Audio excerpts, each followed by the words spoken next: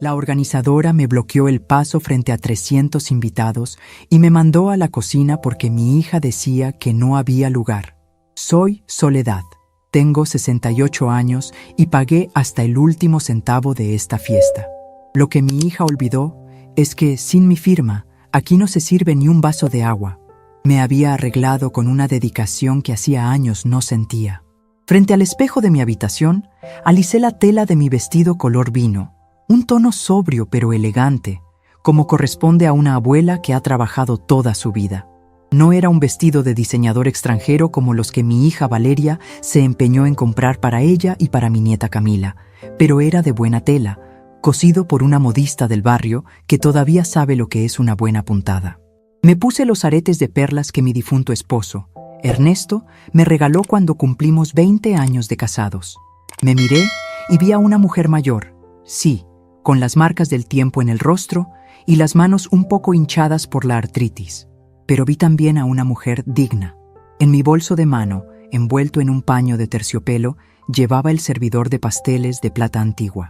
No era un regalo caro en términos de dinero moderno, pero era el mismo cuchillo y pala con el que corté el pastel de mi boda y con el que corté el de los 15 años de Valeria. Pensé que sería un hermoso gesto de tradición pasar ese objeto a Camila, para que ella sintiera que es parte de una cadena de mujeres fuertes. Salí de mi casa con el corazón lleno de orgullo. Los 15 años de una nieta son un hito, una bendición. Durante el trayecto en el taxi hacia el salón de eventos, el Palacio de Cristal, repasé mentalmente las facturas. El alquiler del salón, la decoración con flores importadas que Valeria exigió, el vestido de princesa de Camila, la música en vivo y, sobre todo, el servicio de comida. Todo había salido de mis ahorros de toda la vida, de la venta de los terrenos que Ernesto y yo compramos con tanto sacrificio hace décadas. Valeria, mi hija, siempre tuvo gustos caros pero el bolsillo roto. Desde que se divorció, asumí yo la carga económica de la casa, de los colegios y, por supuesto, de esta fiesta desmesurada. No te preocupes por nada, mamá, me había dicho Valeria hace meses. Tú solo paga y disfruta. Yo me encargo de organizar todo para que quede perfecto. Tú ya estás grande para estresarte con detalles. Y yo, tonta de mí, confié. Pensé que su insistencia en que yo no me metiera en la organización era un acto de amor, una forma de cuidarme. Nunca imaginé que era una estrategia para borrarme del mapa. Al llegar al salón, el ruido de la música y las risas salía hasta la calle. Era un lugar imponente, con escaleras de mármol y candelabros gigantescos que brillaban tanto que lastimaban la vista. Pagué al taxista y subí los escalones despacio, cuidando mis rodillas. En la entrada, 2 guardias de seguridad revisaban una lista. Di mi nombre con la barbilla en alto. Soledad Montes, dije. El guardia buscó en su tableta, frunció el ceño y luego me dejó pasar sin mucha ceremonia. Entré al gran salón. El golpe de aire acondicionado y el olor a perfume costoso y lirios frescos me envolvieron. Había 300 personas allí. Gente importante de la ciudad, amigos de Valeria que nunca me saludan, compañeros de escuela de Camila y algunos parientes lejanos que solo aparecen cuando hay comida gratis. Busqué con la vista la mesa principal. Estaba situada en una tarima, decorada con manteles de seda plateada y centros de mesa que parecían árboles de cristal.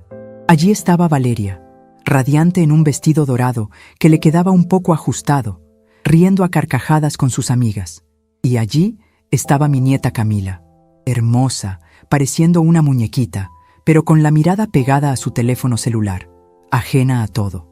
Caminé entre las mesas, saludando a algunos conocidos que me miraban con cierta extrañeza, como si no esperaran verme allí, o como si mi vestido sencillo desentonara con tanto brillo falso. Me dirigí hacia la tarima. Mi lugar debía estar allí, al lado de mi hija y mi nieta. Soy la matriarca, la proveedora, la abuela. Es lo que dicta la costumbre y el respeto. Estaba a punto de poner un pie en el primer escalón de la tarima cuando una mujer joven, vestida de negro riguroso y con un auricular en la oreja, se interpuso en mi camino. Llevaba una carpeta apretada contra el pecho y una expresión de eficiencia fría y calculadora. Era la organizadora del evento, una tal Brenda, a quien yo había visto un par de veces, pero con la que nunca había cruzado palabra, pues Valeria no me dejaba participar en las reuniones. «Disculpe, señora Soledad», dijo, extendiendo un brazo para detenerme. No fue un gesto suave, fue una barrera. La música se detuvo un instante para dar paso al cambio de canción, y ese silencio repentino hizo que su voz se oyera más fuerte de lo necesario. Varias personas de las mesas cercanas giraron la cabeza. «Buenas noches, señorita», respondí, tratando de mantener la compostura. «Voy a mi lugar, con mi familia». La mujer consultó su carpeta, aunque claramente no necesitaba hacerlo. Sabía perfectamente cuál era su instrucción. «Lo siento mucho, pero no puede subir ahí», dijo con un tono que pretendía ser amable, pero destilaba veneno. «La señora Valeria me ha dado instrucciones precisas. La mesa familiar está llena». Sentí como si me hubieran dado una bofetada con la mano abierta. El calor me subió al rostro. «¿Cómo dice?», pregunté, segura de haber escuchado mal. «Soy la madre de Valeria. Soy la abuela de la quinceañera». «Lo entiendo, señora», insistió la organizadora, hablando despacio como si yo fuera una niña pequeña o una anciana senil. «Pero los asientos están asignados para los padres de las amigas de la quinceañera y gente influyente. No hay sillas extras». Miré hacia la mesa. Había espacio de sobra. Vi a personas que apenas conocía sentadas allí, gente que Valeria quería impresionar. Mi hija me vio. Estoy segura de que me vio. Nuestros ojos se cruzaron por un segundo. Ella tenía una copa de champán en la mano. En lugar de bajar a defenderme o de ordenar que trajeran una silla, desvió la mirada y se volvió hacia una mujer rubia a su izquierda, soltando una risotada exagerada. Me ignoró. Me negó. El dolor en el pecho fue agudo, físico. No era solo la vergüenza pública, era la traición. Mi propia sangre, la niña a la que le limpié las rodillas raspadas, la mujer a la que le pagué el divorcio y le di techo cuando se quedó sola, me estaba tratando como a una intrusa en la fiesta que yo pagaba. Entonces, ¿dónde me siento?, pregunté, con la voz temblorosa, aferrando mi bolso donde el servidor de plata pesaba ahora como una lápida. La organizadora suspiró, como si mi presencia fuera un contratiempo molesto en su agenda perfecta. Señaló con su bolígrafo hacia el fondo del salón, más allá de las mesas de los invitados, hacia unas puertas batientes por donde entraban y salían los meseros con bandejas. «La señora Valeria sugirió que usted estaría más cómoda atrás», dijo la mujer. «En la cocina hay una mesa para el personal. Allí podrá comer tranquila sin el ruido de la música. Además, así no desentona con la estética de la mesa principal». Desentona. Esa fue la palabra. Mi vejez, mi vestido simple, mi presencia de madre sacrificada, desentonaba con la fantasía de riqueza y juventud eterna que mi hija quería proyectar. 30 o 40 personas cercanas habían escuchado. Vi miradas de lástima, otras de burla. Sentí cómo mis piernas flaqueaban. Por un momento, tuve ganas de llorar, de gritar, de hacer un escándalo, pero luego miré de nuevo a Valeria. Seguía bebiendo, ajena, triunfante en su pequeño reino de oropel pagado con mi dinero. Ella pensaba que yo era una viejita dócil. Pensaba que, por amor a mi nieta, agacharía la cabeza y me iría al rincón oscuro a comer las sobras, agradecida por haber sido invitada. Valeria siempre confundió mi bondad con debilidad. Siempre creyó que, por ser madre, mi capacidad de perdonar y soportar humillaciones era infinita. Respiré hondo. El olor a comida que salía de las puertas batientes me trajo un recuerdo. Yo no siempre fui una jubilada. Durante 30 años tuve un negocio de banquetes. Yo alimenté bodas, bautizos y funerales. Yo conocía el ritmo de una cocina, el estrés de los meseros y, sobre todo, conocía el negocio. Miré a los meseros que circulaban con las bandejas de canapés. Reconocí los uniformes, chalecos negros con un borde plateado. Banquetes El Laurel. Mi corazón dio un vuelco. No solo conocía esa empresa.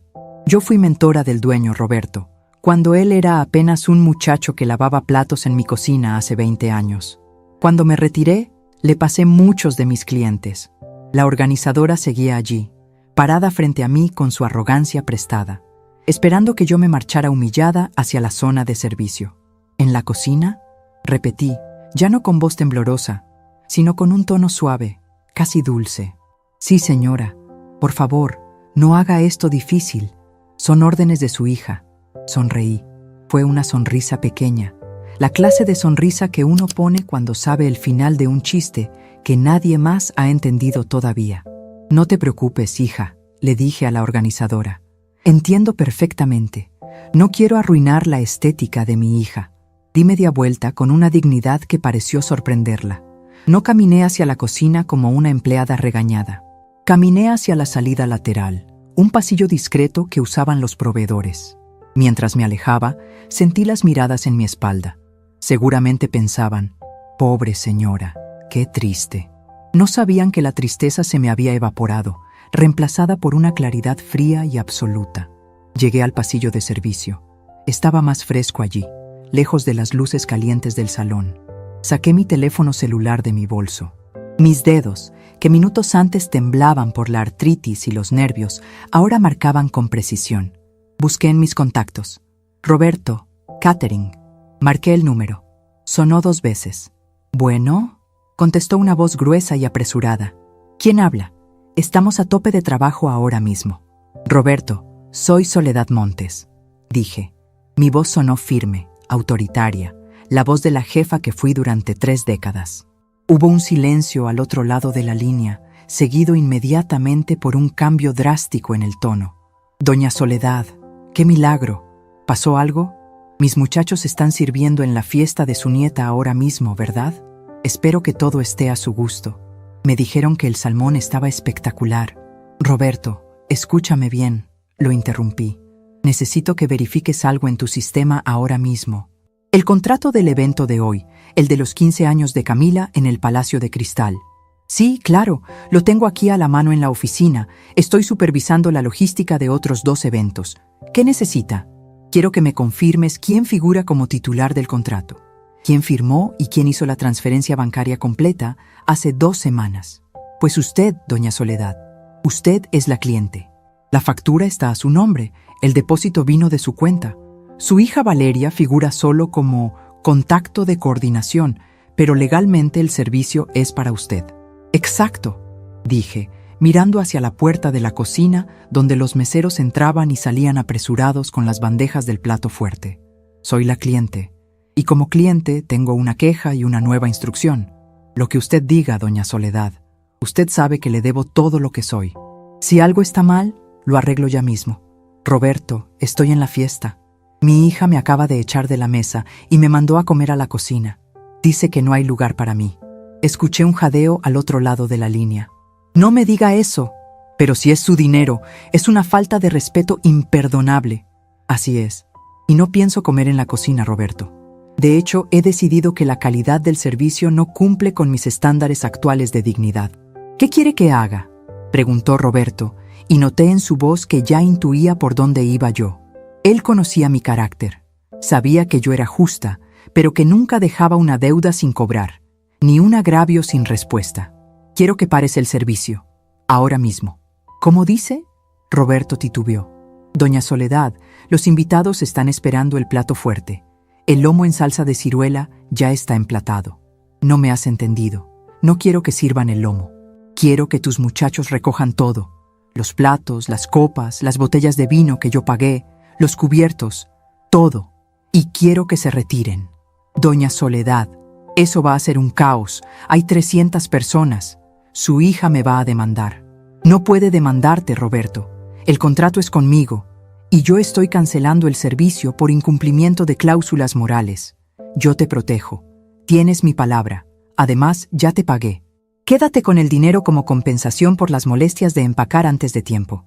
Pero no quiero que se sirva ni un bocado más en esta fiesta. Hubo un silencio breve. Imaginé a Roberto en su oficina, pasando la mano por su cabello, debatiéndose entre el deber profesional y la lealtad personal hacia la mujer que le enseñó a cocinar. Está bien, doña Soledad, dijo finalmente. Usted manda. ¿Cuándo quiere que empiece? Miré mi reloj.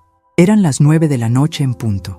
A través de la puerta entreabierta, vi que el maestro de ceremonias estaba anunciando el brindis. Valeria estaba de pie, con el micrófono en la mano, lista para dar un discurso sobre el amor familiar y el esfuerzo. ¡Qué ironía! Ahora, ordené. Y Roberto, dile al jefe de meseros que empiece por la mesa principal. Entendido, Procedo a comunicarme con el capitán de meseros por el radio. Deme 2 minutos. Colgué el teléfono. Me quedé allí, en la penumbra del pasillo, sintiendo una mezcla extraña de adrenalina y paz. No era venganza, me dije a mí misma. Era justicia, era educación. Si mi hija quería tratarme como a una empleada invisible, entonces aprendería lo que sucede cuando el personal decide que ya ha tenido suficiente. Me acerqué un poco más a la entrada del salón para observar. Vi al capitán de meseros, un hombre alto y serio, llevarse la mano al auricular. Su rostro cambió de expresión. Asintió varias veces, confundido al principio. Luego firme. Hizo una seña discreta a su equipo. Valeria comenzó a hablar. «Buenas noches a todos», dijo mi hija, con esa voz melosa que usa cuando quiere aparentar ser una dama de sociedad. «Hoy celebramos a mi princesa, Camila. Quiero agradecer a todos por estar aquí. Ha sido un esfuerzo enorme organizar esto». Mientras ella hablaba, vi cómo el primer mesero se acercaba a una mesa lateral. En lugar de servir vino, tomó la botella llena que estaba en el centro de la mesa y la puso en su bandeja. Los invitados lo miraron desconcertados. Otro mesero, cerca de la pista de baile, comenzó a retirar los platos base de plata. Valeria seguía hablando, ciega a lo que ocurría a su alrededor. «Barça, porque la familia es lo más importante, es el pilar que nos sostiene». El capitán de meseros subió a la tarima. Valeria se detuvo, molesta por la interrupción. «¿Qué pasa? Estoy hablando», susurró ella, apartando el micrófono, pero se escuchó por los parlantes. El capitán no le respondió a ella. Hizo una señal con la mano hacia la cabina de sonido y luces, donde estaba el equipo técnico que, casualmente, también solía trabajar con Roberto en mis tiempos. De repente, la música de fondo, que había estado sonando suavemente, se cortó con un chirrido seco. El silencio cayó sobre el salón como una manta pesada. Los 300 invitados dejaron de murmurar.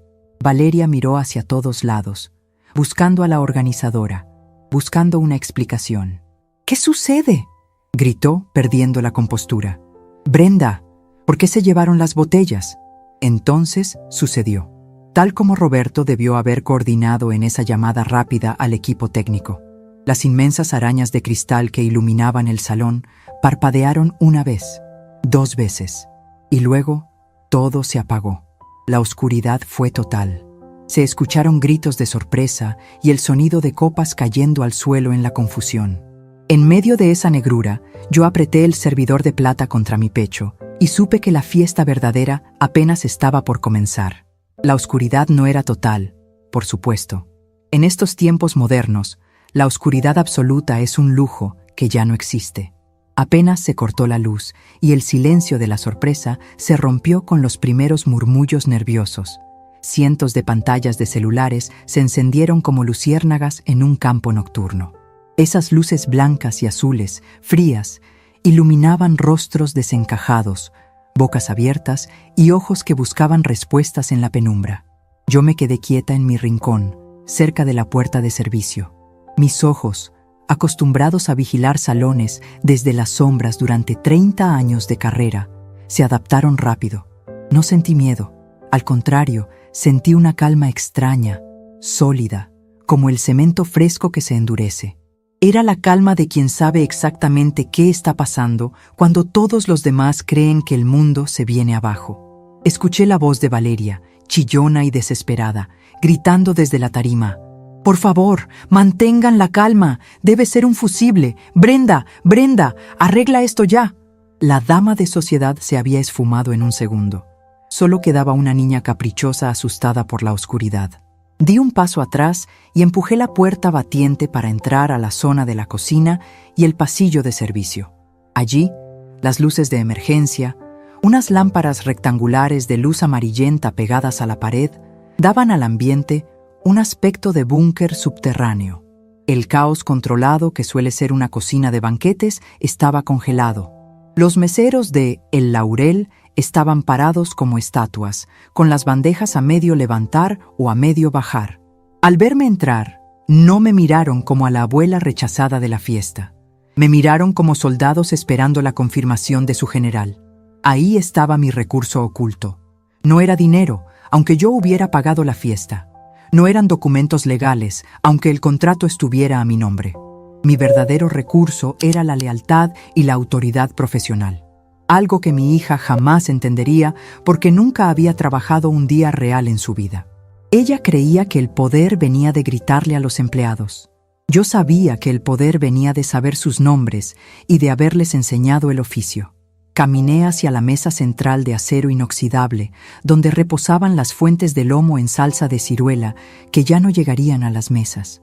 El olor agridulce de la salsa, caliente y rico, llenaba el aire. Pasé la mano por el borde frío de la mesa metálica. «Doña Soledad», dijo una voz a mi derecha. Era Matías, el jefe de cocina que estaba allí supervisando el emplatado final. Un hombre robusto, con quemaduras viejas en los antebrazos, marcas de guerra de nuestro oficio. Se quitó el gorro blanco en señal de respeto.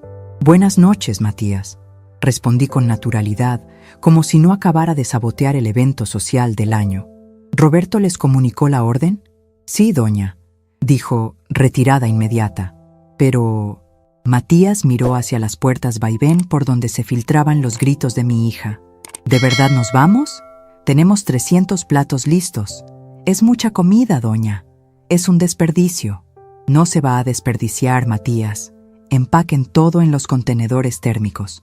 El asilo San Judas Tadeo, al otro lado de la avenida, estará encantado de recibir una cena de lujo esta noche. Yo misma llamaré a la directora en un momento». Los ojos de Matías brillaron. Él recordaba que yo siempre decía que la comida es sagrada y no se tira. «Entendido, doña Soledad. Muchachos», gritó, aplaudiendo una vez con fuerza. «Ya oyeron a la patrona. Recojan todo. Cremalleras cerradas. Quiero el equipo de plata en sus cajas en 5 minutos. Muévanse». La cocina cobró vida, pero no era el ritmo frenético de servir. Era el ritmo preciso y militar de desmontar. Verlos trabajar fue como escuchar una sinfonía que yo misma había compuesto años atrás. Me apoyé contra una estantería de rejilla metálica y observé. Durante los últimos 5 años, desde que Valeria me convenció de retirarme para descansar, me había sentido inútil. Me había convertido en un mueble más en la casa, una billetera con piernas que servía para pagar las cuentas y cuidar a la niña cuando Valeria quería salir. Me habían hecho creer que mi tiempo había pasado, que mis opiniones eran anticuadas, que mi presencia desentonaba. Qué equivocados estaban. Miré mis manos. Esas manos habían amasado miles de panes, habían cargado cajas pesadas, habían firmado cheques y contratos. Esas manos habían construido el patrimonio que Valeria estaba despilfarrando. Durante años permití que mi hija me empequeñeciera. Lo hice por amor, o eso me decía a mí misma. Pensaba, pobre hija mía, está sola, está estresada. Justificaba sus malos modos, sus desplantes, sus olvidos. Pero hoy, al mandarme a la cocina, Valeria no solo me había insultado a mí, había insultado mi historia. Me había mandado al lugar que ella consideraba un castigo, un sitio para los sirvientes. Lo que ella ignoraba, en su inmensa ceguera de nueva rica, es que la cocina es el corazón del poder. Aquí se decide quién come y quién pasa hambre. Aquí se decide si la fiesta es un éxito o un desastre. Ella me mandó a mi reino pensando que era mi prisión. La puerta de la cocina se abrió de golpe, golpeando contra la pared con violencia. Entró Brenda, la organizadora. Estaba sudando, con el maquillaje corrido y el auricular colgando del cable. Sus ojos escaneaban la cocina con pánico hasta que me encontraron. «Usted», chilló, señalándome con un dedo acusador que temblaba. «¿Qué hizo? La luz. Los meseros están levantando las mesas en medio de la oscuridad. Dígales que paren». Me erguí cuán alta soy. A mis 68 años, mi espalda a veces duele, pero en ese momento mi columna se sintió hecha de acero. «Buenas noches de nuevo, Brenda», dije con una tranquilidad que la descolocó. «Veo que encontraste el camino a la cocina. ¿Vienes a acompañarme?» Según mi hija, este es el lugar adecuado para las personas que sobran. «¡Déjese de juegos!», gritó ella, avanzando hacia mí. Matías dio un paso al frente, interponiéndose sutilmente entre ella y yo, con un cuchillo de chef en la mano que estaba limpiando con un trapo. No fue una amenaza, Fue una barrera de protección. Brenda se detuvo en seco. La señora Valeria está histérica. Tiene que arreglar esto. Usted pagó, sí, pero no puede cancelar así como así. ¡Hay un contrato! Sonreí. Metí la mano en mi bolso y saqué, no el servidor de pasteles, sino mi teléfono. Abrí el archivo PDF que Roberto me había enviado hacía meses, cuando firmé el presupuesto. Tienes razón, Brenda. Hay un contrato. Avancé hacia ella, obligándola a retroceder un paso. Cláusula 14. Apartado B. El cliente titular se reserva el derecho de cancelar o suspender el servicio en cualquier momento si considera que las condiciones del evento atentan contra su integridad moral o física. Brenda parpadeó, confundida. ¿Integridad moral?, balbuceó. Nadie le pegó. Solo le pedimos que se sentara aquí. La humillación pública es un atentado a la integridad, querida. Y te aseguro que cualquier juez en esta ciudad, muchos de los cuales han comido de mis banquetes durante décadas, estará de acuerdo conmigo. Pero los invitados, la imagen de Valeria, Brenda estaba colapsando. Su mundo de eventos perfectos y fotos de Instagram se estaba desmoronando por culpa de una anciana con vestido color vino. La imagen de Valeria es problema de Valeria, dije, guardando el teléfono. Tú eres la organizadora. Organiza. Tienes 300 personas a oscuras y sin comida. Te sugiero que busques pizzas. Y velas. Muchas velas. Brenda abrió la boca para replicar, pero un estruendo desde el salón la interrumpió. Alguien había tropezado con una silla en la oscuridad y se escuchó el sonido inconfundible de cristales rotos y un grito de dolor. «¡Dios mío!», exclamó Brenda y salió corriendo de vuelta al salón, olvidándose de mí. Me volví hacia los empleados. Ya tenían casi todo recogido. Las cajas térmicas estaban selladas. Las bandejas de plata estaban siendo envueltas en paños. «Doña Soledad», dijo Matías, «la salida de carga está despejada. El camión está en la rampa.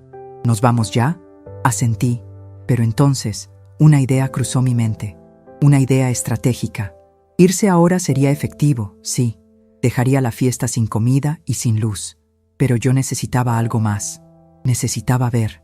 Necesitaba que Valeria entendiera que esto no era un accidente técnico, sino una lección impartida por la mano que la alimentó. «Matías, llévate a los muchachos y la comida, que el camión salga ya para el asilo. Pero déjame una cosa». «¿Qué necesita, doña?». «Déjame la caja de control de las luces de emergencia. Sé que Roberto instaló un sistema independiente para la cocina y los pasillos, y quiero que dejes una sola mesa puesta. Aquí, en el centro de la cocina». «¿Una mesa?». «Sí, con el mejor mantel que tengas, el de lino egipcio, un candelabro de plata con 3 velas y un solo servicio completo, plato de porcelana, cubiertos de plata, copa de cristal». «¿Para quién?», preguntó Matías, aunque ya sospechaba la respuesta. «Para mí. Si mi hija quería que yo estuviera en la cocina, estaría en la cocina, pero no estaría escondida comiendo sobras. Estaría presidiendo mi propio banquete en medio del desastre que ella misma provocó». Matías sonrió. Entendió el teatro de la situación. En 2 minutos, sus muchachos montaron una mesa digna de una reina en medio de la cocina industrial. Colocaron el candelabro y encendieron las velas. La luz suave de las llamas bailó sobre el acero inoxidable de las encimeras vacías. «Vayan con Dios, muchachos», les dije. «Roberto les pagará el turno completo más un bono de mi parte». Los meseros salieron por la puerta trasera, cargando las últimas cajas. El ruido del motor del camión arrancando se escuchó afuera, y luego se alejó. Me quedé sola en la cocina, salvo por el zumbido de los refrigeradores y el murmullo creciente de pánico que venía del salón principal. Me senté a la mesa solitaria. La silla era cómoda. Alicé mi vestido. Saqué el servidor de pasteles de mi bolso y lo coloqué sobre el mantel inmaculado, brillando a la luz de las velas. Parecía una espada en reposo. Ahora venía la segunda parte de mi plan. La electricidad del salón principal no volvería sola. Yo sabía dónde estaba el panel de control general. Estaba en un cuarto técnico al que se accedía precisamente desde la cocina. Roberto me había dado la llave maestra hace años, una copia que yo guardaba en mi llavero por costumbre. Esa manía de las viejas de tener llaves de todo por si acaso.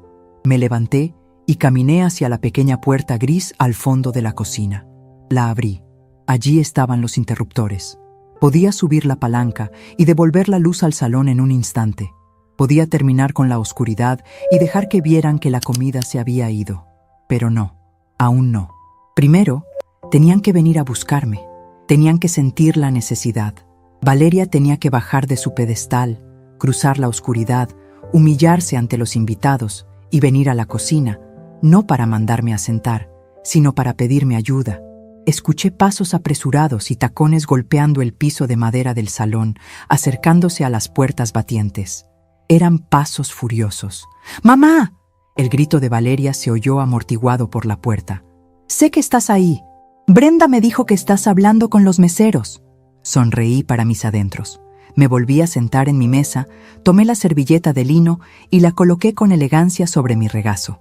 Crucé las manos sobre la mesa y fijé la vista en la puerta. La puerta se abrió, pero no entró Valeria sola. La luz de las linternas de varios celulares iluminó la entrada. Detrás de mi hija vi rostros conocidos. Estaba el suegro de Valeria, un hombre pomposo que siempre me miró por encima del hombro. Estaba la madre de la mejor amiga de Camila, una mujer chismosa llamada Patricia. Y estaba Camila, mi nieta, con el maquillaje corrido por las lágrimas, iluminando el camino con su teléfono último modelo. Todos se detuvieron en seco ante la escena. Esperaban encontrar a una anciana llorando en un rincón, o quizás discutiendo con el personal. En su lugar encontraron una cocina vacía, limpia y silenciosa. Y en el centro, iluminada por la luz espectral de 3 velas altas, estaba yo, sentada con la espalda recta, reinando sobre la nada, con una dignidad que llenaba el espacio más que cualquier mueble. Valeria jadeaba, con el pecho subiendo y bajando por la rabia y el esfuerzo de caminar a oscuras. Su vestido dorado parecía ahora un disfraz barato bajo la luz cruda de las linternas. «Mamá», dijo, y su voz vaciló. La imagen la desconcertó. No encajaba en su narrativa de víctima. ¿Qué significa esto? ¿Dónde está la comida? ¿Por qué se fueron los meseros? Mis invitados tienen hambre. La miré a los ojos, no con odio, sino con una decepción profunda y tranquila. La mesa familiar estaba llena, hija, dije suavemente. Mi voz resonó en la acústica de azulejos de la cocina, así que despedí al servicio. No quería que nadie más desentonara con tu estética. «¡Despediste!». Valeria parecía a punto de desmayarse. «No puedes hacer eso. Yo organicé esto». «Tú organizaste la decoración, Valeria.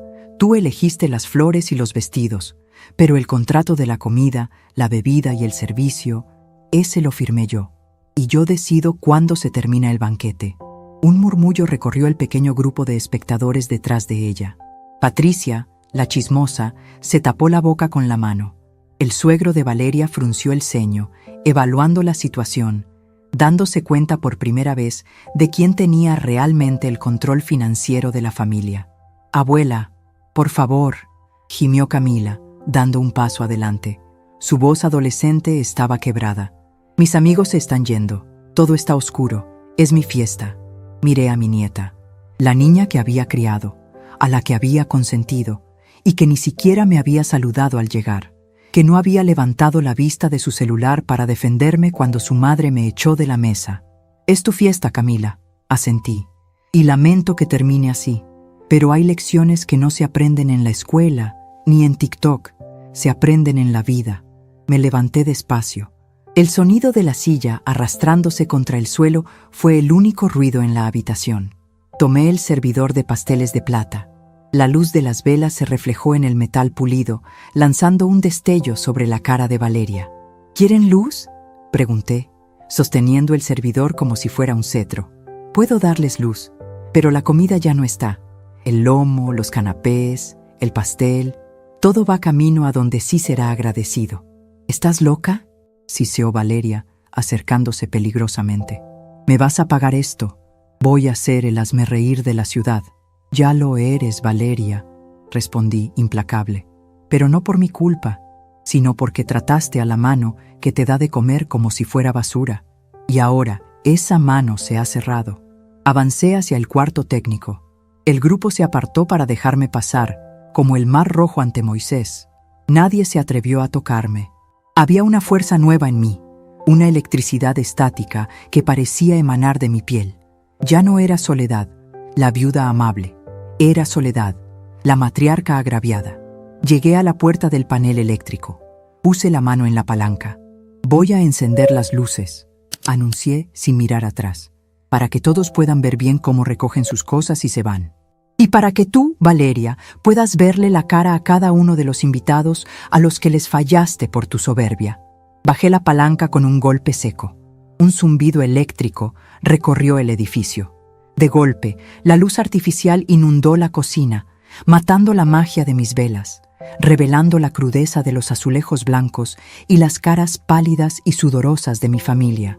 Se escuchó el «oh» colectivo desde el salón principal cuando las arañas de cristal volvieron a brillar. Pero la música no volvió. El silencio persistía, ahora iluminado. Pasé por el lado de mi hija sin detenerme. Ella estaba temblando, con los puños apretados, incapaz de articular palabra. Camila lloraba en silencio. Salí de la cocina hacia el salón principal. Necesitaba ver el escenario completo. Necesitaba que me vieran. Ya no iba a esconderme en las sombras ni en los pasillos de servicio.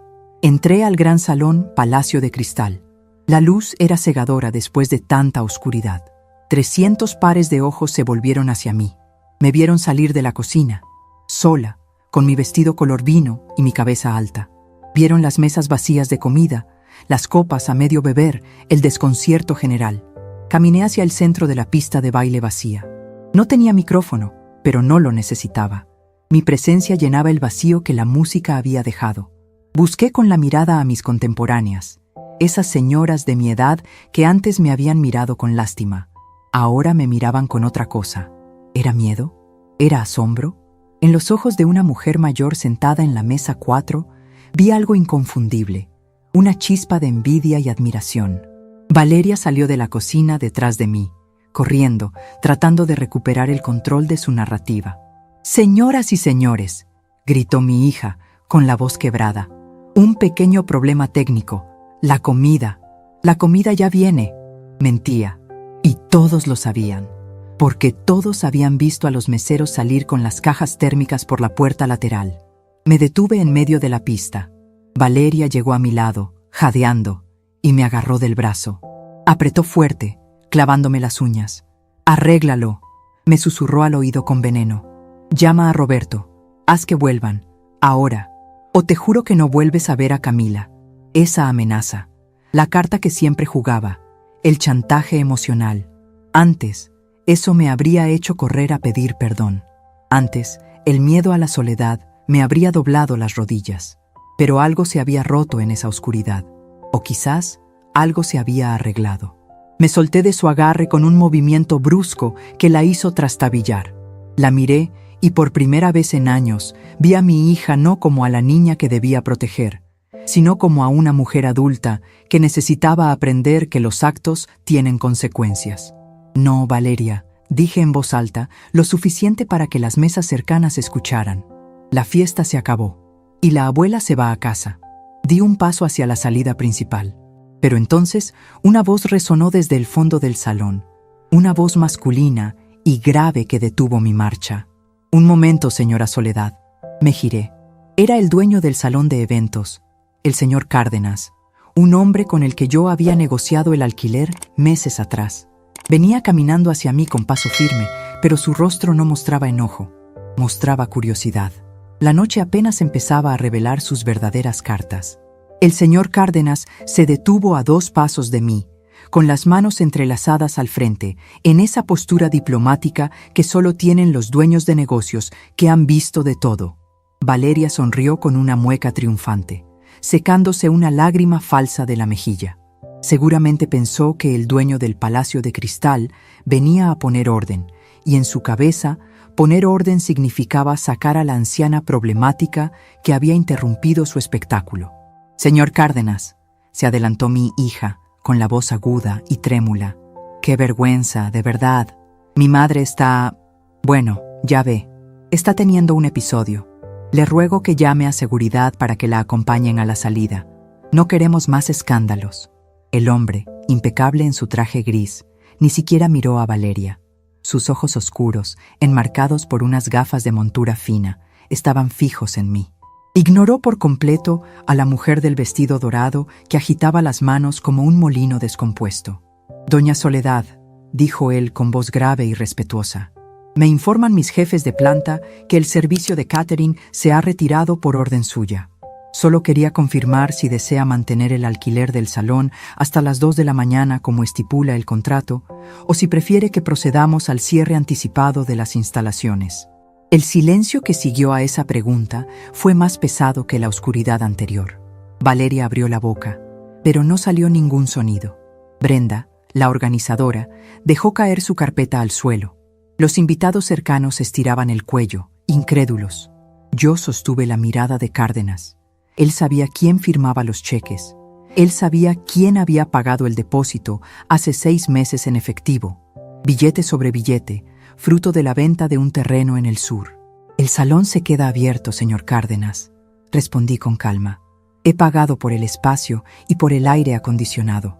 Mis invitados, o mejor dicho, los invitados de mi hija, tienen derecho a disfrutar del techo. Que no haya comida no significa que no haya fiesta, ¿verdad? Como usted ordene, doña Soledad». Cárdenas hizo una leve reverencia con la cabeza.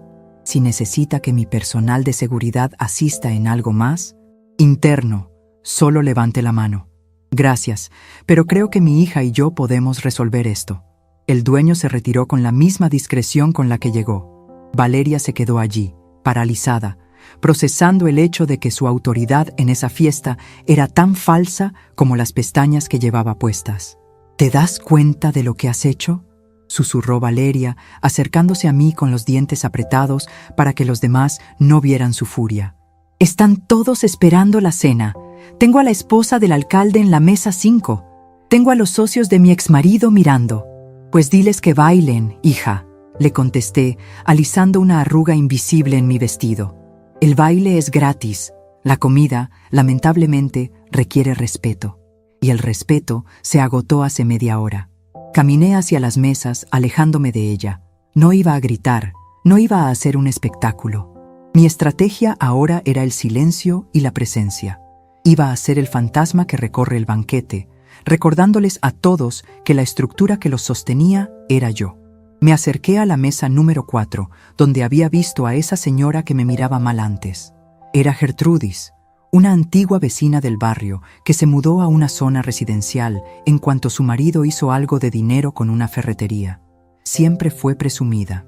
Ahora tenía una copa vacía frente a ella y miraba con desesperación hacia la cocina.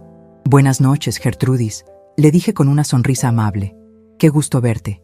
¿Cómo están tus nietos?». Ella me miró, desconcertada por mi tranquilidad. «Soledad, esto es inaudito. Tenemos hambre. ¿Dónde está la comida?».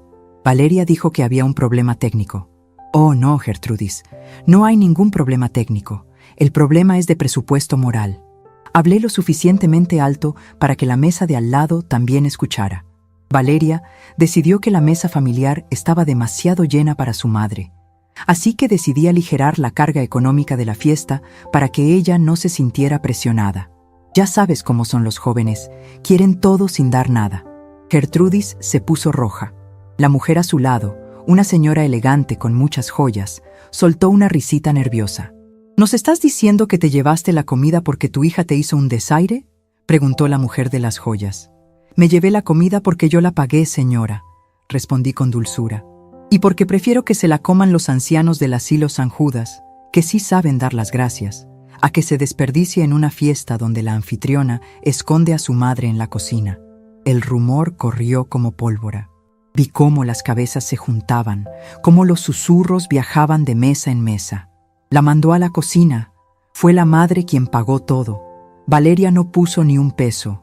La narrativa de Valeria, esa imagen de mujer exitosa y moderna que había construido con mentiras, se estaba desmoronando no por mis gritos, sino por mi verdad dicha en voz baja. Valeria corría de un lado a otro con el teléfono pegado a la oreja. La veía discutir, gesticular. Estaba intentando pedir comida rápida, pizzas, lo que fuera. Pero yo sabía algo que ella había olvidado en su histeria. Eran las 10 de la noche de un sábado. Pedir comida para 300 personas sin previo aviso era imposible. Y más imposible aún si no tienes con qué pagar. Brenda se acercó a la mesa principal donde estaba Camila. Mi nieta seguía sentada, mirando la pantalla negra de su celular, como si esperara que una notificación la salvara de la realidad. Brenda le susurró algo, y Camila negó con la cabeza, rompiendo a llorar de nuevo. Entonces, Valeria vino hacia mí otra vez. Esta vez no traía furia, traía pánico. «Mamá, por favor», suplicó, y vi el sudor brillando en su frente. «Conseguí un servicio de tacos que puede venir en 1 hora, pero necesito la tarjeta, la que usamos para el depósito». La miré con una ceja levantada. «¿Tu tarjeta de crédito está al límite, Valeria?» «Tú sabes que sí, con el vestido de Camila y los arreglos florales». «Mamá, no me hagas esto. Préstame la tarjeta. Te lo pagaré. Te juro que te lo pagaré». «No», dije simple y llanamente. «¿Cómo que no? Es la fiesta de tu nieta. La estás arruinando a ella, no a mí». «La fiesta de mi nieta se arruinó en el momento en que permitiste que esa mujer», señalé a Brenda con la barbilla, «me bloqueara el paso. Camila tiene 15 años, Valeria.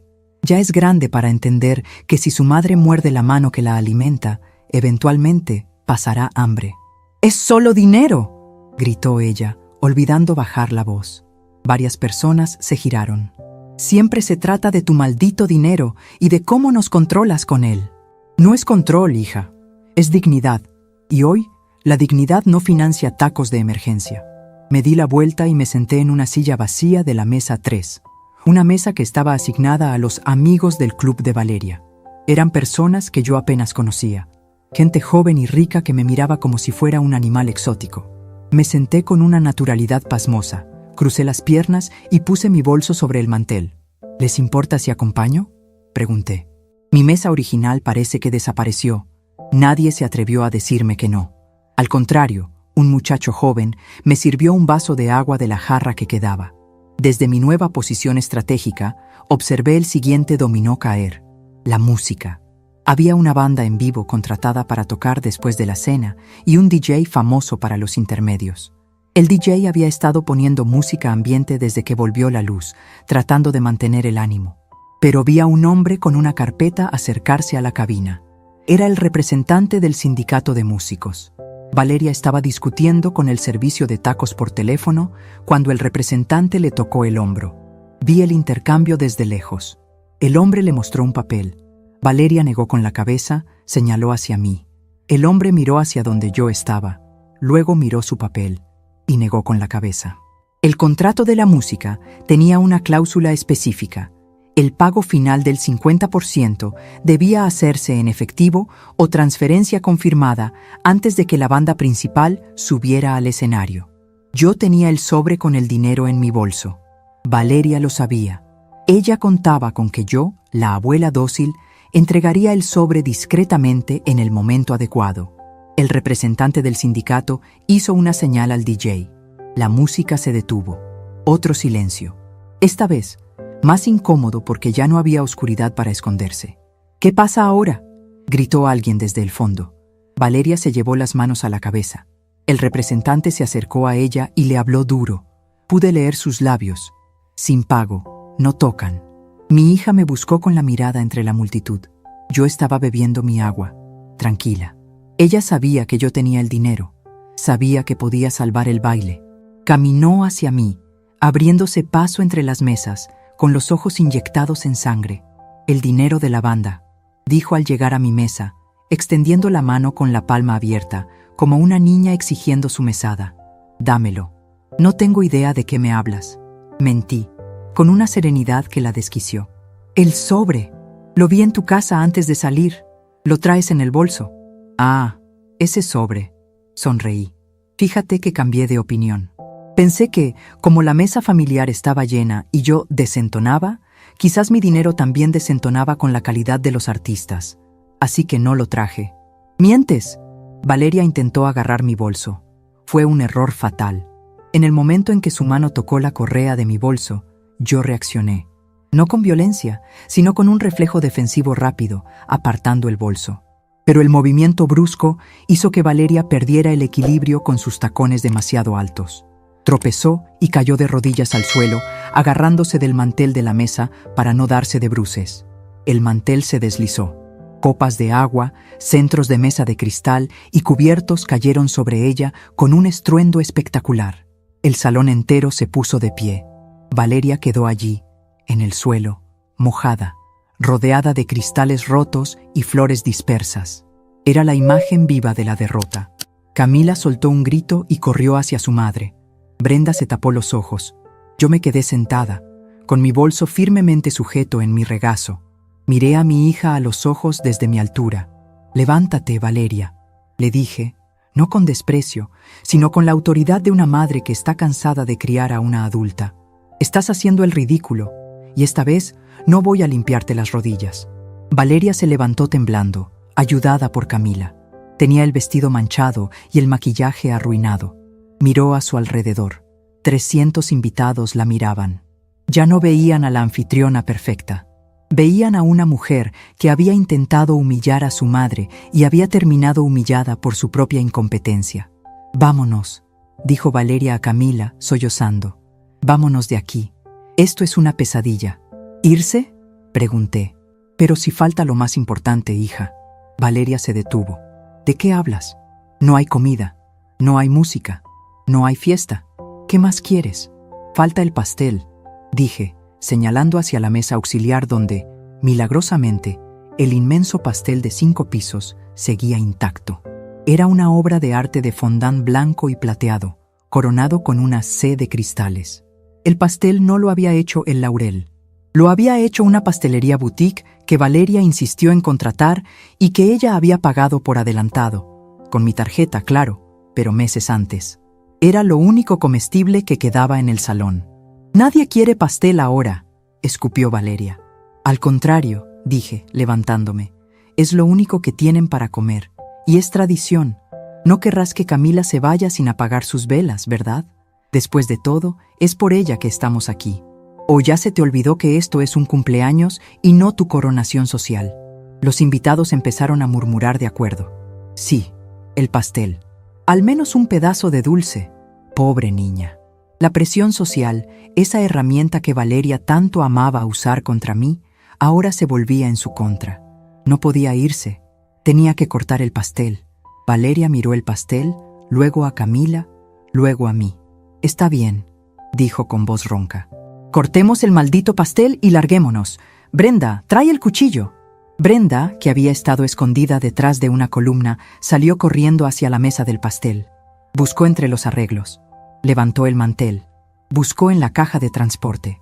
«Señora Valeria», dijo Brenda con voz de ratón asustado. «No está». «¿Qué no está?» «El set de corte, el cuchillo y la pala de plata. No están. Deben haberse ido con los meseros de la cocina». Valeria cerró los ojos y respiró hondo, a punto de estallar de nuevo.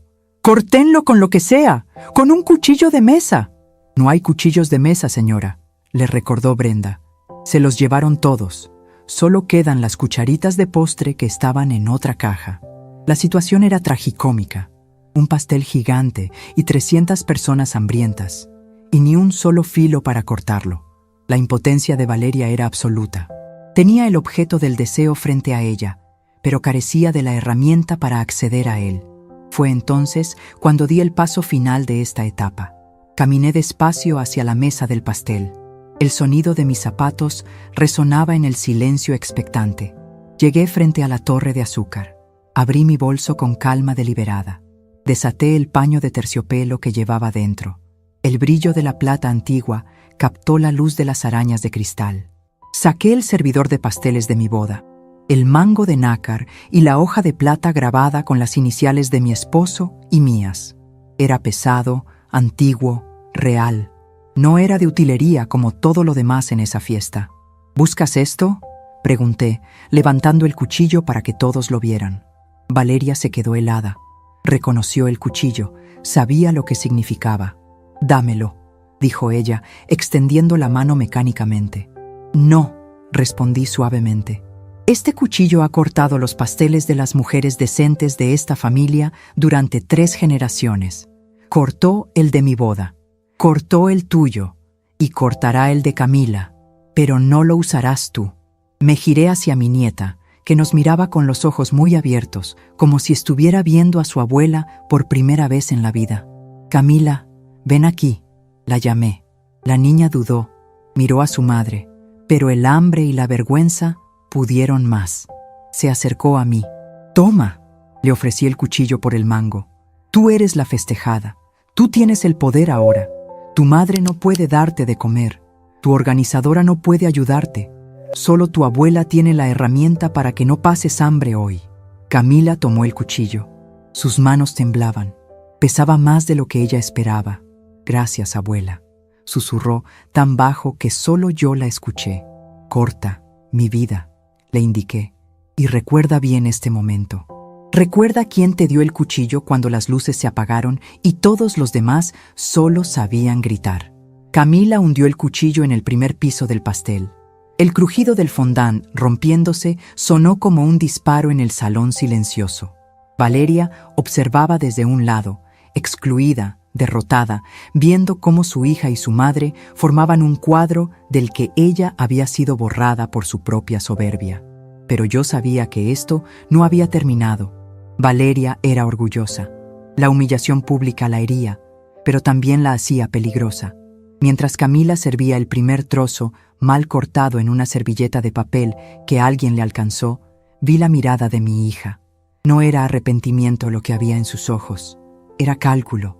Estaba pensando en cómo darle la vuelta a esto. Estaba pensando en la mañana siguiente. Lo que ella no sabía era que yo también había pensado en la mañana siguiente. Y mi plan iba mucho más allá de un pastel y una cena cancelada.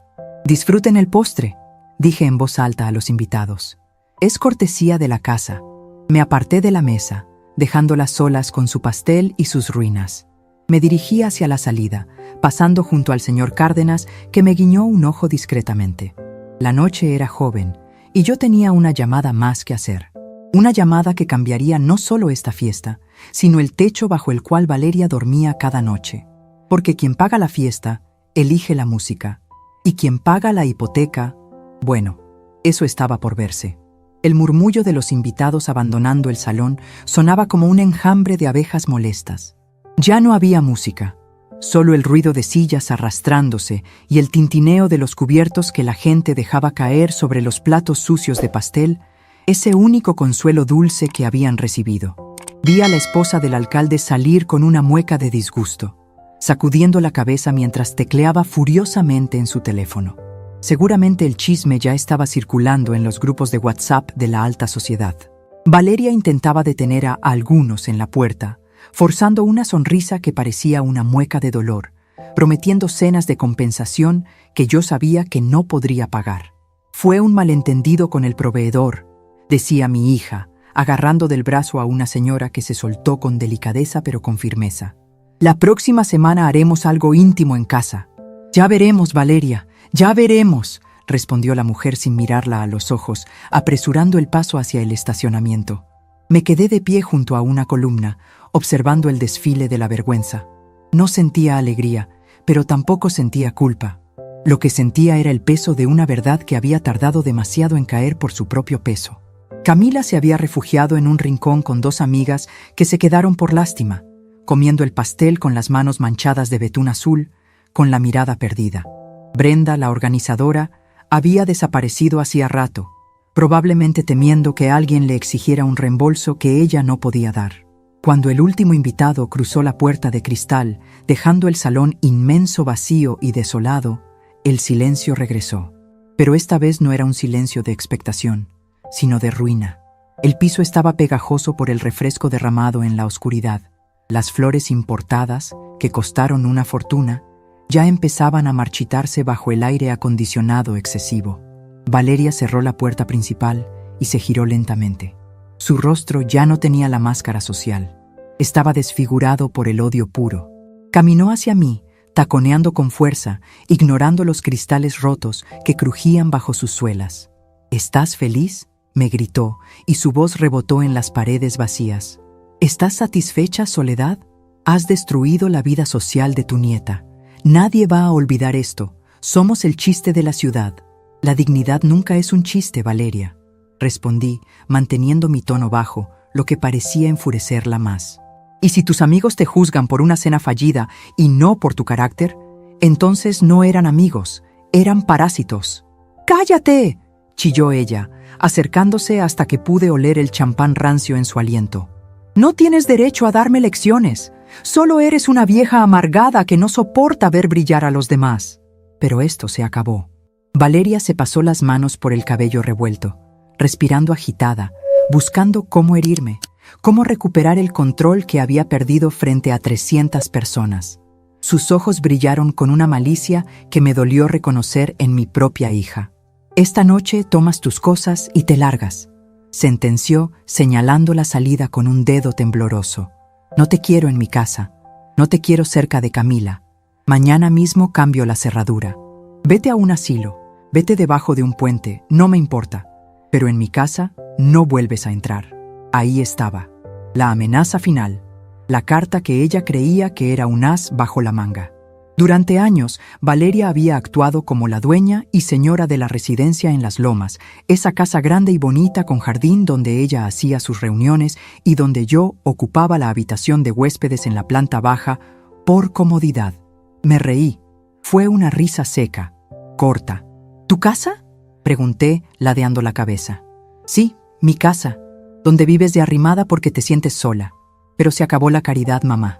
Fuera. Saqué mi teléfono del bolso una vez más. La pantalla brillaba con la notificación de mi banco, confirmando los movimientos que había programado mientras estaba sentada en la oscuridad de la cocina, iluminada por aquellas 3 velas. Valeria, siéntate, dije. No fue una sugerencia, fue una orden. No me voy a sentar. Quiero que te vayas. Que te sientes, te digo. Alcé la voz por primera vez en toda la noche, un tono de mando que usaba con los proveedores difíciles hace 20 años. Valeria, sorprendida por el cambio de tono, retrocedió y se dejó caer en una silla de plástico que los meseros no habían alcanzado a recoger. Camila se acercó tímidamente, percibiendo que la tormenta no había terminado. Hablemos de tu casa, comencé, caminando despacio alrededor de ella. Esa casa que compramos hace 10 años, cuando te divorciaste y no tenías dónde caer muerta. ¿Recuerdas quién dio el enganche? Tú lo diste como regalo, balbuceó Valeria, cruzando los brazos a la defensiva. Exacto, di el enganche. Pero, ¿quién ha pagado la hipoteca mes tras mes durante la última década? ¿Quién paga el predial? ¿Quién paga el mantenimiento del fraccionamiento para que tengas seguridad privada y jardineros? Tú me das el dinero para pagarlo. Es lo mismo, dijo ella con desdén. Es mi asignación familiar. Corregí. Era tu asignación. Verás, hija, cometiste un error de cálculo. Pensaste que el dinero era un derecho, no un privilegio. Pensaste que la casa estaba a tu nombre porque yo te dejaba jugar a la dueña. Valeria palideció ligeramente, pero su arrogancia seguía intacta. La casa está a mi nombre en las escrituras, dijo ella, aunque su voz tembló un poco. Papá dijo que sería para mí. Tu padre murió antes de que compráramos esa casa, Valeria. Y sí, las escrituras te mencionan como usufructuaria, pero la nuda propiedad, la titularidad legal y la responsabilidad del crédito hipotecario son mías. Siempre han sido mías. Lo hice así para protegerte de tus malas decisiones financieras, y vaya que tuve razón. Valeria se quedó callada, procesando la información. Sus ojos se movían de un lado a otro, buscando una salida, un argumento. No puedes echarme. Tengo una hija. Tengo derechos. Nadie te está echando, Valeria, dije con calma, sacando un pañuelo de papel para limpiarme una mancha imaginaria en la mano. Puedes quedarte en la casa todo el tiempo que quieras. Pero las condiciones han cambiado. Miré la pantalla de mi celular y luego la miré a ella. Hace 20 minutos, mientras cortaban ese pastel seco, entré a la aplicación del banco. He cancelado la domiciliación de la hipoteca. También he cancelado las transferencias automáticas a tu cuenta personal. Y por supuesto, he reportado como extraviadas las tarjetas de crédito adicionales que tú y Camila usan. ¿Qué? Valeria se levantó de un salto, como si la silla tuviera resortes. No puedes hacer eso. El banco va a cobrar intereses. Nos van a cortar la luz. Probablemente, asentí. A menos que tú pagues. Tienes 42 años, Valeria. Eres licenciada en comunicación, aunque nunca has ejercido. Tienes salud, tienes contactos, o al menos los tenías antes de esta noche. Es hora de que empieces a pagar tu casa. Valeria sacó su propio teléfono frenéticamente. Sus dedos, con esa manicura perfecta de gel que costaba lo que yo gastaba en comida para una semana, golpeaban la pantalla. Entró a su aplicación bancaria. Vi cómo se le desencajaba la mandíbula. El color desapareció de su rostro, dejándola grisácea bajo la luz artificial. Está en ceros, susurró horrorizada. La cuenta de gastos corrientes.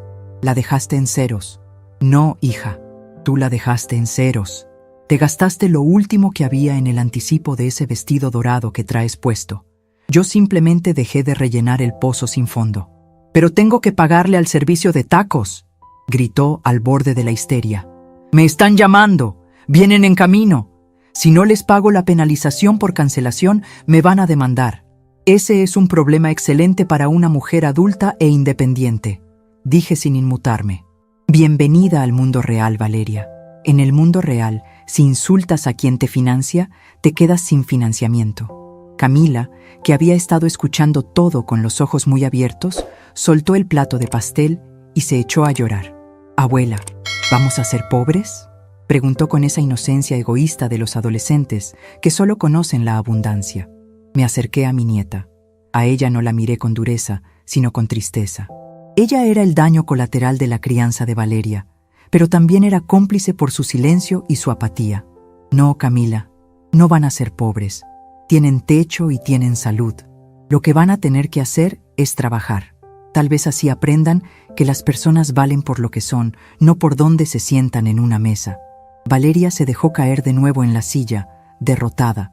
El golpe había sido certero. No fue un grito, no fue un insulto. Fue el corte limpio y quirúrgico del cordón umbilical de oro que la había sostenido toda su vida. Se miró las manos vacías, luego miró el salón desierto. Su imperio de fantasía se había evaporado en el momento en que yo cerré el grifo. «¿Cómo voy a volver a casa?», preguntó Valeria en un susurro, con la voz de una niña pequeña. «El chofer se fue. No tengo saldo en la aplicación de transporte porque estaba ligada a tu tarjeta». La ironía era deliciosa. La mujer que me había mandado a la cocina, la que quería echarme de la casa, ahora no tenía ni cómo cruzar la ciudad. Estaba atrapada en su propio palacio de cristal, vestida de gala y sin un peso en el bolsillo. «No lo sé, Valeria», respondí, colgándome el bolso al hombro. «Supongo que puedes llamar a alguna de esas amigas ricas que vinieron a la fiesta. Seguramente alguna estará encantada de venir a buscarte y prestarte dinero. ¿O no?». Valeria bajó la cabeza. Sabía la respuesta. Esas amigas no movían un dedo si no había beneficio de por medio. Me dirigí hacia la salida. Mis pasos resonaban firmes. Ya no me dolían las rodillas. La adrenalina y la sensación de justicia son un analgésico poderoso. Al llegar a la puerta, me encontré con el guardia de seguridad, el mismo que había dudado al dejarme entrar.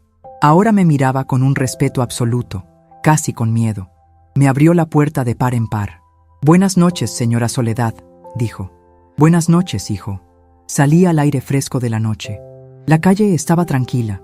Un coche negro, modesto pero limpio, estaba esperando en la acera. No era un chofer privado. Era un taxi de aplicación que yo misma había pedido con mi cuenta, la única que tenía fondos. El conductor bajó la ventanilla. «¿Señora Soledad Montes?». «Sí, soy yo». Abrí la puerta trasera del coche. Antes de entrar, miré hacia atrás, hacia la fachada iluminada del salón de eventos. A través de los cristales, vi a mi hija y a mi nieta sentadas en medio de la inmensidad vacía, dos figuras pequeñas y doradas rodeadas de basura y silencio. Parecían náufragas en una isla de lujo falso. Por un segundo, el instinto de madre me picó en el pecho. Las ganas de volver, de sacar la tarjeta, de arreglarles la vida una vez más. «Pobrecitas», pensé, «no saben hacer nada». Pero entonces recordé la cocina. Recordé la mirada de desprecio de la organizadora. Recordé a Valeria riéndose con sus amigas mientras yo era empujada hacia la puerta de servicio. Recordé años de silencios, de desprecios sutiles, de ser tratada como un cajero automático sin sentimientos. No, ya no más. Entré al taxi y cerré la puerta. El sonido fue definitivo. «¿A dónde vamos, señora?», preguntó el conductor. Le di la dirección de mi casa. de mi casa. Sabía que Valeria y Camila llegarían eventualmente, quizás en 1 hora, quizás en 2, cuando el orgullo de Valeria se rompiera lo suficiente para pedirme ayuda por teléfono, o cuando lograra convencer a algún incauto. Pero cuando llegaran, encontrarían una realidad muy diferente. «Oiga, ¿todo bien en la fiesta?», comentó el taxista, mirándome por el retrovisor. «Se ve que acabó temprano». «La fiesta terminó cuando tenía que terminar», respondí, recostando la cabeza en el asiento y cerrando los ojos. «A veces, joven, hay que apagar la luz para que la gente aprenda a ver lo que realmente importa». El coche arrancó, alejándose del Palacio de Cristal. Mientras las luces de la ciudad pasaban por la ventana, sentí una paz inmensa. Había recuperado mi nombre, había recuperado mi dinero. Pero lo más importante, me había recuperado a mí misma. Sin embargo, sabía que la batalla final sería mañana, cuando el sol saliera y las cuentas reales tuvieran que pagarse. Valeria no se rendiría tan fácil. Es mi hija, después de todo, y tiene mi terquedad, aunque la use para el mal. Pero yo tenía algo que ella no tenía: la llave de la puerta y la propiedad del terreno que pisábamos. Mañana, el desayuno tendría un sabor muy distinto en esa casa. Ya no sería la abuela sirviendo los huevos tibios y el café. Mañana, quien quisiera comer, tendría que aprender a encender la estufa. El teléfono vibró en mi bolso. Era un mensaje de Valeria. No lo abrí. Dejé que vibrara, un pequeño recordatorio de que el poder había cambiado de manos. Ahora era ella quien esperaba una respuesta, y yo me tomaría todo el tiempo del mundo para dársela. Desperté antes que el sol, como lo he hecho durante los últimos 40 años. La diferencia fue que, esta mañana, no sentí esa opresión en el pecho, ese peso de la lista interminable de tareas pendientes para complacer a los demás. Al abrir los ojos, vi que la luz del amanecer se filtraba por las cortinas, pintando de dorado las paredes de mi habitación. Era mi casa, mis paredes, mi silencio. Me levanté y me puse mi bata de algodón, esa vieja y cómoda que Valeria siempre decía que debía tirar porque se veía pobre. Me la ajusté con gusto. Bajé las escaleras disfrutando del crujido de la madera, un sonido que conozco de memoria. Al pasar por la sala, vi los rastros de la llegada nocturna de mi hija y mi nieta. Un zapato de tacón tirado cerca de la entrada, un bolso de marca arrojado en el sofá y las llaves de la casa, esas que tuvieron que usar porque yo no me levanté a abrirles, sobre la mesita del teléfono. Entré a la cocina. Mi cocina. Ya no era el escenario de una batalla campal ni el rincón de los castigos. Era mi santuario. Puse a calentar agua para el café de olla, con su rajita de canela y su piloncillo, como a mí me gusta, no ese café de cápsula insípido que Valeria insistió en comprar. Mientras el aroma dulce y especiado llenaba el aire, saqué el sartén de hierro fundido. Preparé unos huevos con chorizo, calenté tortillas de maíz en el comal y piqué un poco de fruta. Serví todo en mi plato favorito, uno de talavera azul que sobrevivió a las mudanzas. Me senté a la cabecera de la mesa del comedor, no en la cocina, sino en el comedor principal, donde entra la luz de la mañana. Apenas di el primer sorbo a mi café cuando escuché pasos arrastrados bajando la escalera. Valeria apareció en el umbral. Se veía terrible. El rímel corrido de la noche anterior no se había limpiado del todo. Tenía el cabello enmarañado y llevaba una camiseta vieja. Sus ojos estaban hinchados. Se detuvo al verme sentada allí, desayunando con una calma que debió parecerle insultante. «Buenos días», dije, sin dejar de cortar un pedazo de tortilla. Valeria parpadeó, confundida por la normalidad de la escena. Se acercó a la mesa, arrastrando los pies, y se dejó caer en la silla a mi derecha. «Me duele la cabeza», murmuró, llevándose las manos a las sienes. «Fue un infierno conseguir transporte anoche. Un amigo de Patricia nos trajo, pero me cobró la gasolina. Fue humillante, mamá. Esperó mi respuesta. Esperó el «pobrecita hija» o el «¿quieres una aspirina?». Pero yo seguí comiendo. «El café está en la olla», le señalé con el tenedor. «Sírvete». Valeria miró la mesa vacía frente a ella. «¿Y mi desayuno?», preguntó con ese tono automático de quien nunca ha tenido que pedir nada. «En el refrigerador», respondí tranquilamente. «Hay huevos, hay jamón, y creo que queda algo de queso. El gas está apagado, así que la estufa funciona. ¿No vas a...?». ¿No me vas a servir? Su voz tembló, oscilando entre la rabia y el llanto.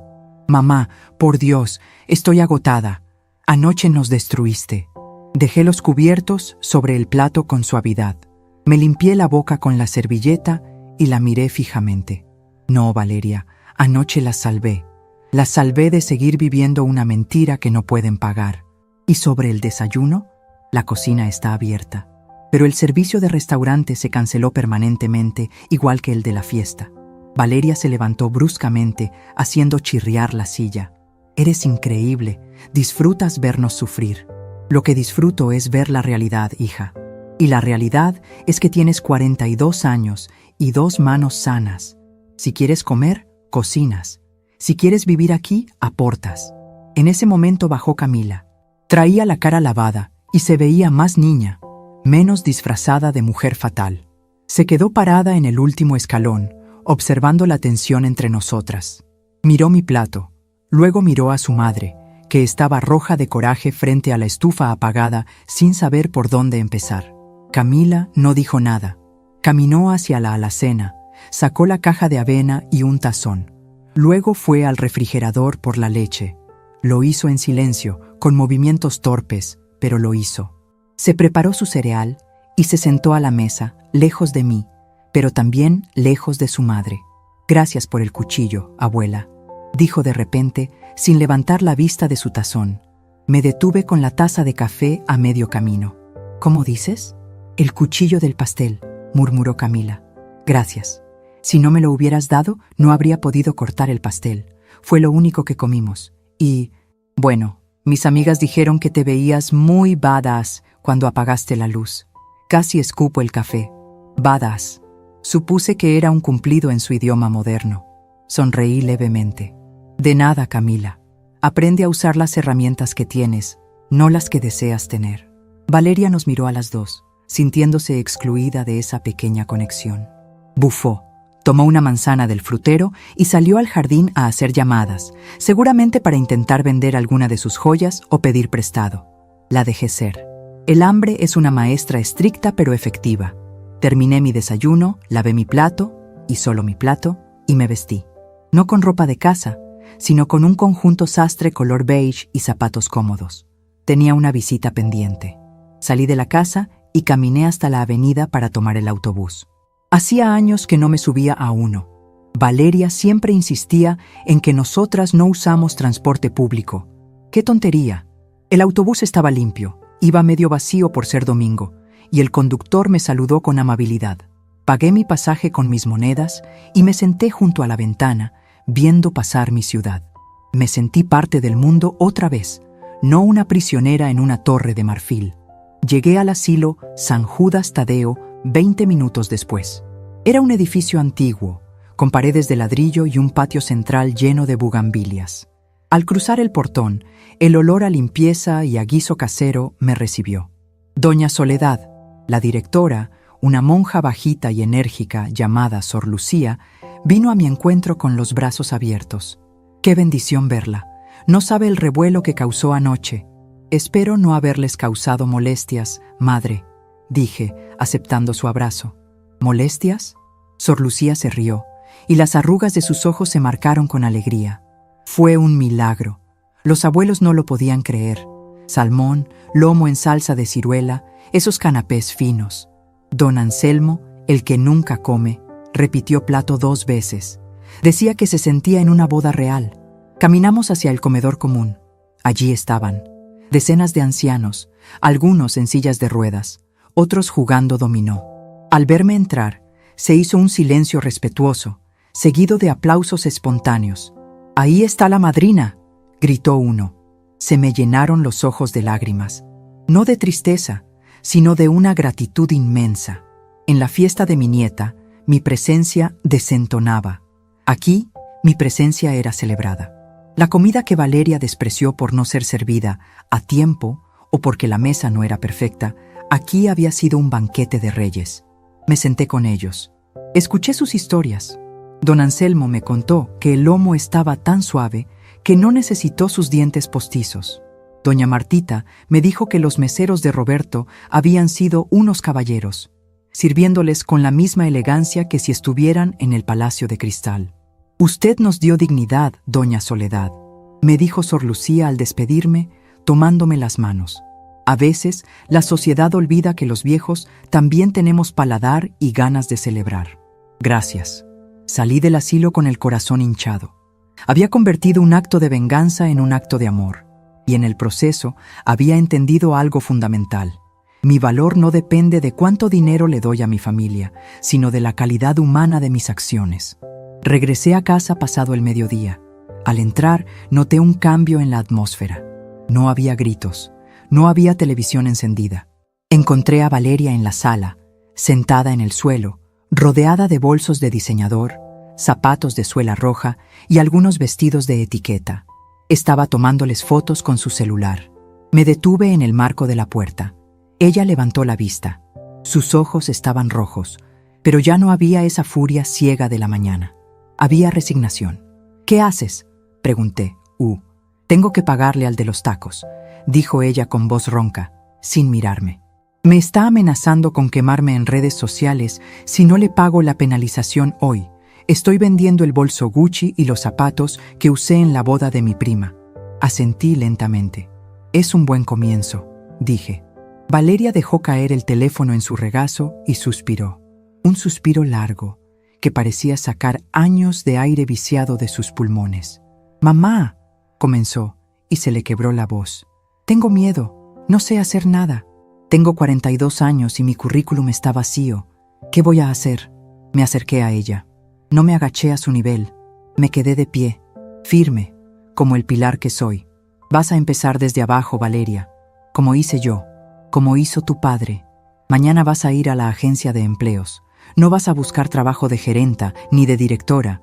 Vas a buscar trabajo de lo que haya. Recepcionista, vendedora, asistente». «Pero qué vergüenza. Mis amigas». «Tus amigas no pagan tu hipoteca», la corté. «Y la vergüenza se pierde cuando se gana el primer sueldo honrado. Te voy a apoyar, hija. Tienes techo, tienes comida básica, pero el dinero para tus lujos, para tus salidas y para mantener las apariencias, ese te lo ganas tú». Valeria asintió, tragándose su orgullo. Fue un gesto pequeño, pero fue el primer gesto real de madurez que le veía en décadas. Fui a la cocina.